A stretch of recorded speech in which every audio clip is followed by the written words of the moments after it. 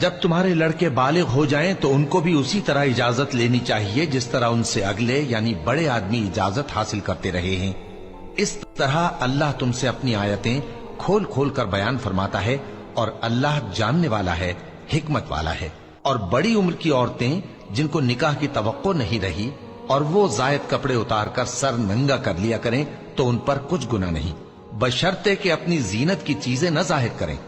اور اگر اس سے بھی بچیں تو یہ ان کے حق میں بہتر ہے، اور اللہ سنتا ہے، جانتا ہے۔ نہ تو اندھے پر کچھ گناہ ہے اور نہ لنگڑے پر اور نہ بیمار پر اور نہ خود تم پر کہ اپنے گھروں سے کھانا کھاؤ، یا اپنے باپ دادا کے گھروں سے، یا اپنی ماؤں کے گھروں سے، یا بھائیوں کے گھروں سے، یا اپنی بہنوں کے گھروں سے، یا اپنے چچاؤں کے گھروں سے، یا اپنی پھوپھیوں کے گھروں سے، یا اپنے ماموؤں کے گھروں سے، یا اپنی خالاؤں کے گھروں سے، یا اس گھر سے جس کی کنجیاں تمہارے ہاتھ میں ہوں، یا اپنے دوستوں کے گھروں سے۔ اور اس کا بھی تم پر کچھ گناہ نہیں کہ سب مل کر کھانا کھاؤ یا جدا جدا۔ پھر جب گھروں میں جایا کرو تو اپنے گھر والوں کو سلام کیا کرو، یہ اللہ کی طرف سے مبارک اور پاکیزہ تحفہ ہے۔ اس طرح اللہ اپنی آیتیں کھول کھول کر بیان فرماتا ہے تاکہ تم سمجھو۔